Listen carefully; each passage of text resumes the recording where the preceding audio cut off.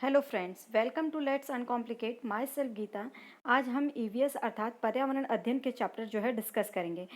यहाँ पर आपको टू द पॉइंट में एनसीईआरटी के पूरे हैंड रिटन नोट्स मिलेंगे।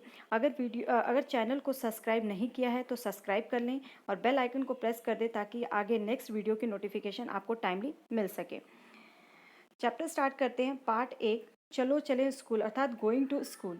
तो अलग अलग जगहों पर अलग अलग तरीके से स्कूल जाते हैं, अलग अलग साधनों का प्रयोग करते हैं। तो इस चैप्टर में यही बताया गया है कि कहाँ पर किस साधन का प्रयोग करते हैं। तो सबसे पहले जो है बांस और रस्सी से बना पुल, इसका प्रयोग कहाँ पर किया जाता है? तो असम में जो है बांस और रस्सी से बने पुल का इस्तेमाल किया जाता है, क्योंकि यहाँ पर बारिश बहुत अधिक होती है तो जगह जगह पर पानी इकट्ठा हो जाता है। इसलिए वहाँ पर लोग जो है बांस और रस्सी के प्रयोग से एक पुल बना देते हैं। कहाँ पर? असम में। ट्रॉली से जो है लद्दाख में ये जिसको पहले एक उड़न खटोला बोला जाता था, अर्थात इसके अंदर क्या होता है कि एक तार होता है और तार में एक ट्रॉली लटका दी जाती है, तो जिसमें बच्चे एक साथ 4-5 बच्चे बैठकर एक जगह से दूसरी जगह पर जाते हैं। सीमेंट का पुल, तो ये जो है सीमेंट का पुल जो है नॉर्मल आपने देखा होगा, सामान्य क्षेत्रों में सीमेंट का पुल प्रयोग किया जाता है। बल्लम जो है, बल्लम कहाँ पर? ये केरल में प्रयोग किया जाता है। बल्लम जो है एक लकड़ी की बनी नाव होती है। किसकी? लकड़ी की बनी नाव को क्या कहते हैं? बल्लम। और इसका प्रयोग जो है केरल में किया जाता है। ऊँट गाड़ी, ऊँट गाड़ी तो पता ही है राजस्थान में, क्योंकि वहाँ पे ऊँट अधिक पाए जाते हैं। तो राजस्थान एक रेगिस्तानी क्षेत्र है, एक रेगिस्तानी क्षेत्र है जहाँ पर दूर दूर तक रेत ही रेत नज़र आता है। तो यहाँ रेत जो है दिन में बहुत ज़्यादा तपता है, इसलिए लोग जो बच्चे हैं ऊँट गाड़ी का इस्तेमाल करके जो है स्कूल जाते हैं। आगे है बैलगाड़ी। बैलगाड़ी जो है मैदानी इलाकों में, जो मैदानी क्षेत्र है वहाँ पर बैलगाड़ी का प्रयोग किया जाता है। और ऊबड़ खाबड़, ये कहाँ पर है? ऊबड़ खाबड़ जो पथरीले रास्ते होते हैं, जो पर्वतीय क्षेत्र होते हैं, जहाँ पे जैसे उत्तराखंड में, तो पहाड़ी इलाकों में दूर दूर तक ऊबड़ खाबड़ जो है पथरीले रास्ते देखने को मिलते हैं। पाठ 2 है जो कान कान में, अर्थात इसमें जो है पशु पक्षियों के बारे में बताया गया है कि किनके कान होते हैं और किनके कान दिखाई देते हैं। और अगर कान दिखाई देते हैं तो वो बच्चे को जन्म देते हैं कि अंडे को जन्म देते हैं, मतलब कि ऑल ओवर जो है इस चैप्टर में यही बताया गया है। तो हम चैप्टर देखते हैं, क्वेश्चन के माध्यम से इसको डिस्कस करेंगे। तो सबसे पहला, किन जानवरों के कान जो है बाहर दिखाई देते हैं? तो हमें जैसे पता है हिरन, भैंस, सुअर, जिराफ, हाथी, बिल्ली, कुत्ता, इन सब के कान जो है हमने देखे हैं। तो इन जानवरों के कान बाहर दिखाई देते हैं। अगर आ जाए चींटी, तो चींटी के कान दिखता नहीं है। सांप, सांप के कान हमें नहीं दिखता। किसी भी पक्षी के कान हमें नहीं दिखते। आगे जैसे ये नोट बहुत ही इंपॉर्टेंट है कि वे जानवर जिनके शरीर पर बाल होते हैं, ये जिनके शरीर पर बाल होते हैं तथा कान बाहर दिखाई देते हैं, वह जो है बच्चे को जन्म देते हैं। वो जानवर किसको? बच्चे को जन्म देते हैं। आगे है, किन जानवरों के कान बाहर दिखाई नहीं देते? तो जैसे मैंने बताया कि जो पक्षी हैं उनके कान बाहर नहीं दिखाई देते, जैसे चींटी के भी नहीं दिखाई देते। कौवा के कान दिखते नहीं हैं। चीता, चिड़िया, सांप, छिपकली, मछली आदि, इनके कान दिखाई नहीं देते। और ये नोट बहुत इंपॉर्टेंट है, वे जानवर जिनके शरीर पर कान बाहर दिखाई नहीं देते, वे किसको जन्म देते हैं? अंडे को। तो याद रखना, ये क्वेश्चन पूछा जाता है कि जिनके शरीर पे जो बाल होते हैं और उनके कान दिखाई देते हैं, तो वो किसको जन्म देते हैं? बच्चे को। और जिनके शरीर पर कान बाहर दिखाई नहीं देते, वो किसको जन्म देते हैं? अंडे को। सॉरी, वे अंडे देते हैं।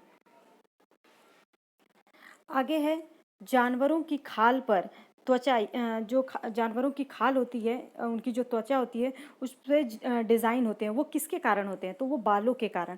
जानवरों की त्वचा पे डिज़ाइन जो है उसके बालों के कारण होते हैं। किसके कान पंखों से ढके होते हैं? तो किसके कान पंखों से ढके होते हैं? पक्षियों के कान जो है छेद होते हैं, उनके सर के आँखें जो होती हैं उनकी सर पे होती हैं, और जो कान होते हैं साइड में वो बालों से जो है ढके होते हैं, उनके पंख से ढके होते हैं। ये नोट इम्पॉर्टेंट है। आगे नोट क्या है ये देख लीजिए। इनकी आंखें सिर पर होती हैं। किसकी? पक्षियों। किसकी आंखें सिर पर होती हैं? पक्षियों की। और छिपकली इसी तरह छिपकली और मगरमच्छ, जो ये दोनों, इन दोनों के, सॉरी, इन दोनों के भी छोटे छेद होते हैं, मतलब छेद का मतलब जैसे कान, छेद को ही यहाँ पे कान बोला गया है। ये आसानी से हमें नहीं दिखते हैं। आगे जो है पार्ट 3, नंदू हाथी के बारे में बताया गया है। नंदू हाथी एक छोटा हाथी है, उसकी कहानी है इसमें। और हाथियों के बारे में, मेनली इसमें हाथियों के बारे में बताया गया है। तो एक बड़ा हाथी एक दिन में कितना खाना खाता है? तो एक बड़ा मतलब कि एक वयस्क हाथी एक दिन में कितना खाना खाता है? तो 100 किलोग्राम पत्ते, मतलब 100 केजी जो है पत्ते, वो पत्ते व झाड़ियाँ वो क्या करता है, खा जाता है।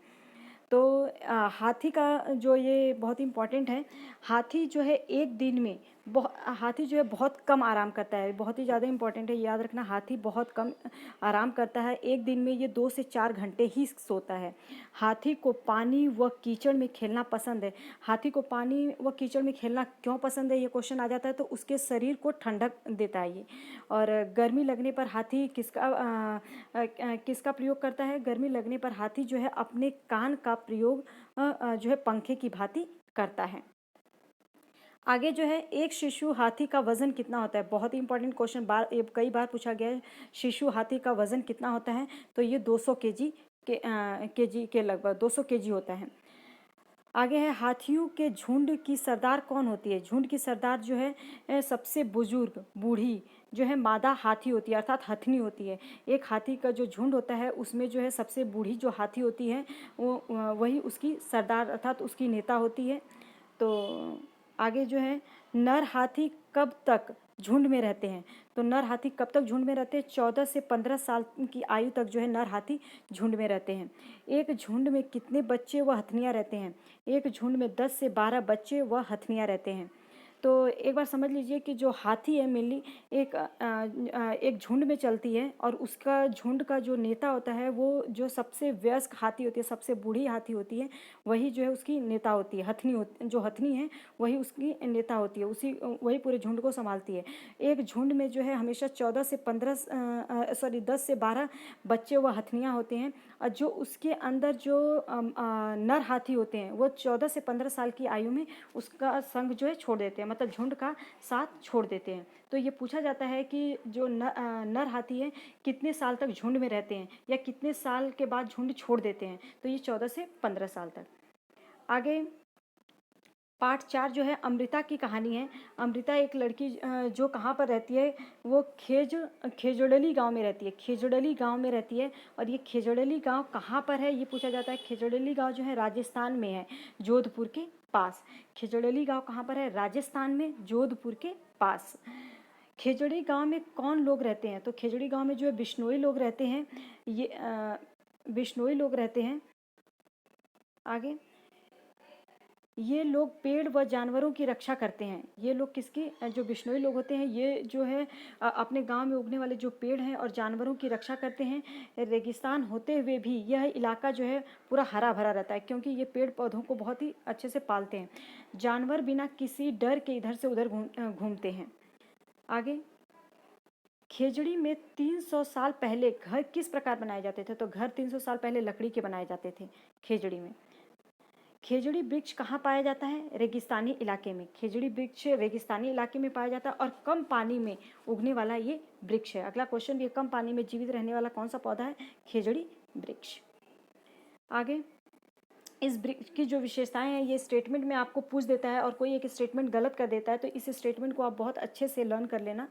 तो इस इस पेड़ की जो खेजड़ी जो वृक्ष है, तो सबसे पहले जो खेजड़ी वृक्ष है जो है ये राजस्थानी इलाके में पाया जाता है, और कम पानी में जीवित रहने वाला पौधा है।